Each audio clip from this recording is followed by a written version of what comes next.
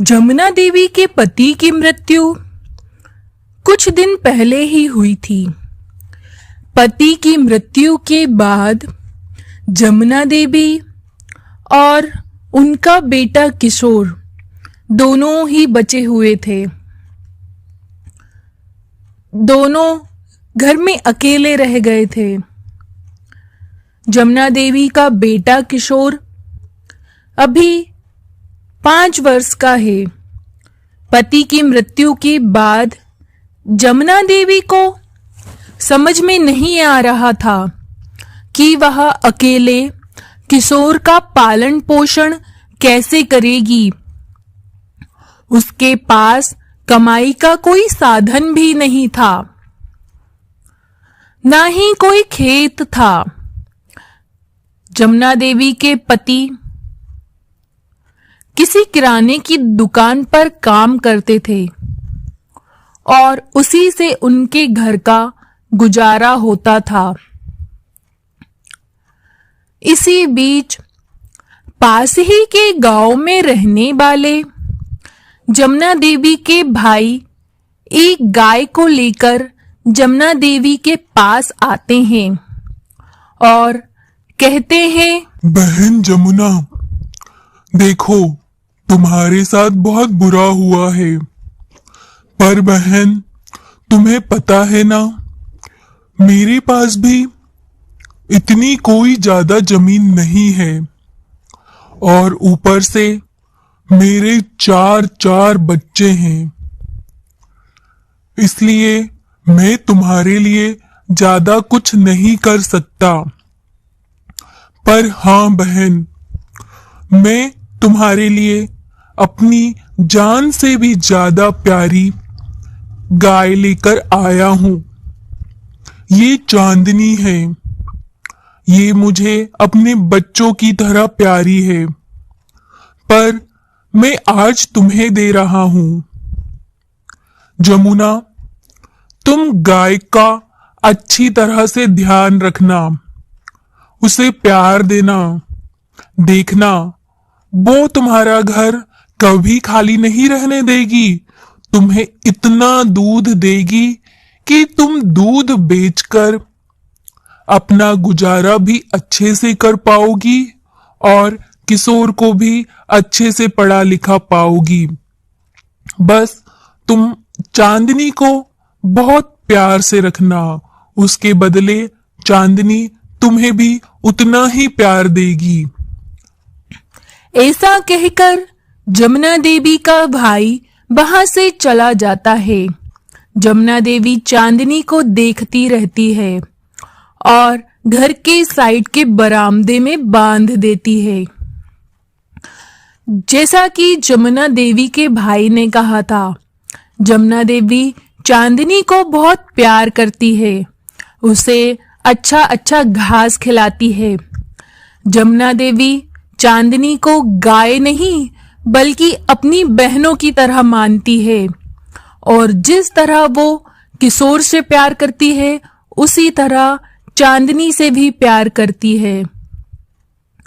किशोर भी चांदनी से उतना ही प्यार करता है जितना उसकी माँ, और इसके बदले चांदनी उन्हें खूब सारा दूध देती, जिसे जमुना देवी बेचकर अपना घर चलाती।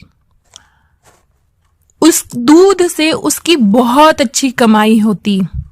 वो अच्छे से अपना घर चलाती, किशोर को भी पढ़ाती लिखाती और अपना घर भी बड़ा कर लेती।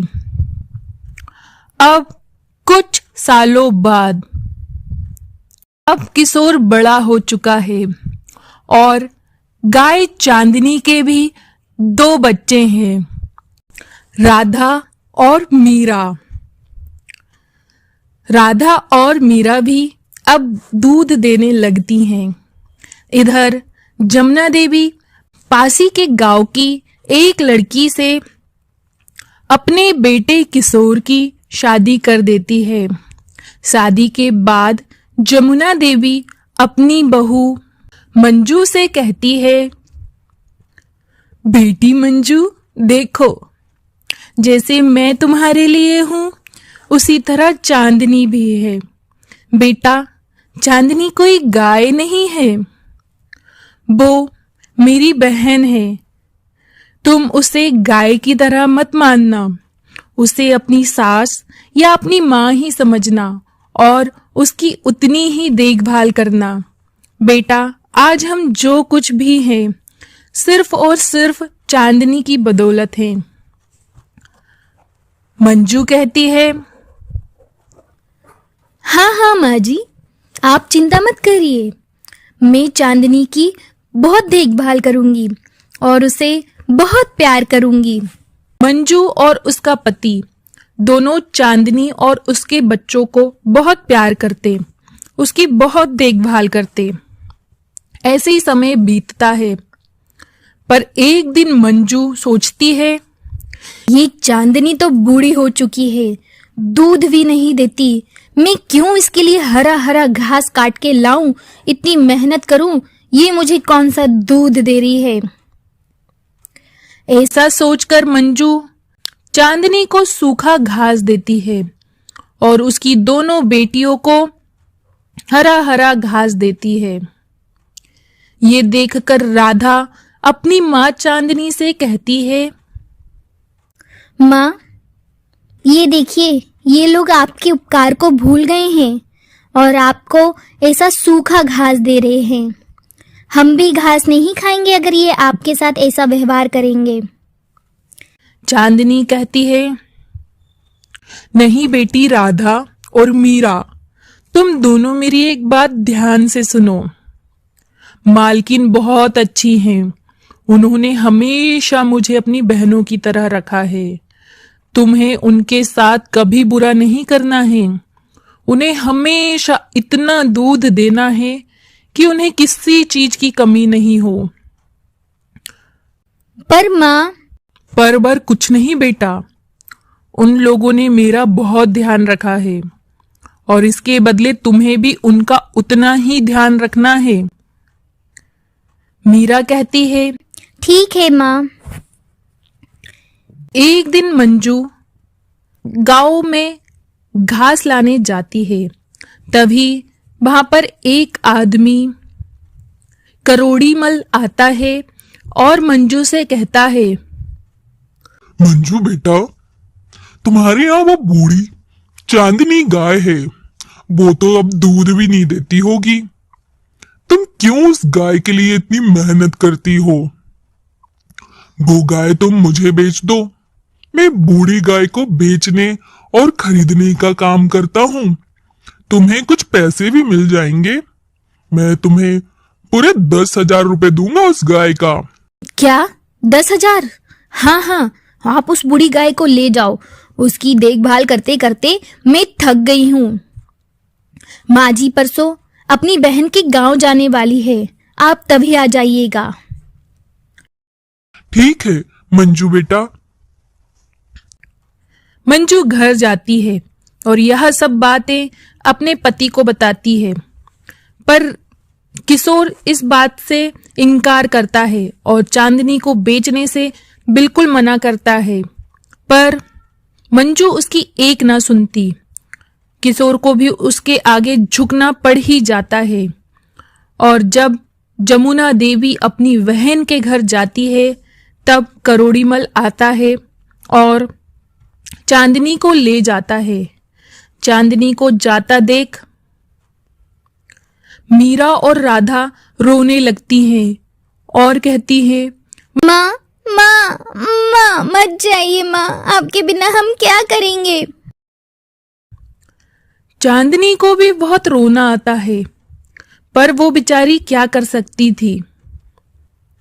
करोड़ीमल चांदनी को अपने घर ले जाता है और उसे बांध देता है और वहां पर उसे हरा हरा घास खिलाता है ताकि चांदनी की हालत सुधर जाए और फिर वह उसे अच्छे दामों में बेचे। इधर कुछ दिनों बाद जमुना देवी वापस आती है। जमुना देवी देखती है कि चांदनी वहां पर नहीं है। जमुना देवी किशोर और मंजू को बुलाती है और पूछती है, चांदनी कहाँ पर है? तुमने चांदनी के साथ क्या किया है? मुझे मेरी चांदनी अभी की अभी लाकर दो। किशोर सिर झुकाए खड़ा हो जाता है। जमुना देवी समझ जाती है कि कुछ तो हुआ है। जमुना देवी बेहोश हो जाती है। उसे किशोर पलंग पे लेटाता है, डॉक्टर को बुलाता है। डॉक्टर बताते हैं कि जमुना देवी का बीपी हाई हो गया है।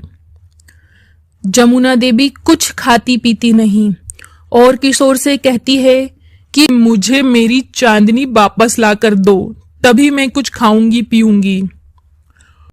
और वहीं दूसरी तरफ राधा और मीरा भी घास खाना छोड़ देती हैं और दूध देना भी छोड़ देती हैं। ये सब देखकर मंजू को अपने किए पर पछतावा होता है और वो दौड़ते दौड़ते करोड़ीमल के पास जाती है और कहती है, भैया मुझे मेरी गाय वापस दे दीजिए। मुझसे बहुत बड़ी गलती हो गई थी जो मैं अपनी माँ समान गाय को बेच दी। मैं इस पाप की भागीदारी नहीं बन सकती। उधर मेरी माँ और चांदनी की दोनों बेटियां बहुत उदास हैं और हम सब उदास हैं। मेरे पति मुझसे बात नहीं कर रहे हैं और माँ जी बीमार पड़ी हुई हैं, कुछ खा पी नहीं रही। आप मुझे मेरी गाय वापस कर दीजिए। करोड़ीमल कहता है, नहीं, मैं तुम्हें अपनी गाय नहीं दूंगा। वो मैंने खरीदी हुई है। मैं किसी भी कीमत पे वापस नहीं करूंगा। मैंने उसको खिला खिला के मोटा किया है। अब मैं उसे कल ही बेचने जाने वाला हूं। मंजू कहती है। मंजू उसके पैरों में गिर जाती है और रोने लगती है। मंजू को ऐसा रोता देख करोड़ीमल की पत्नी वहां पर आती है और कहती है, बस करिए, और कितने पाप करेंगे आप? गायों को बेच बेच कर गौ हत्या का पाप ले रहे हो।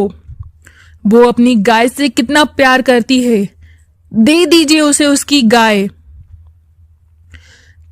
अपनी पत्नी की बात सुनकर करोड़ीमल मीरा को गाय वापस दे देता है। मीरा चांदनी को घर ले जाती है और माँ जी को बुलाती है।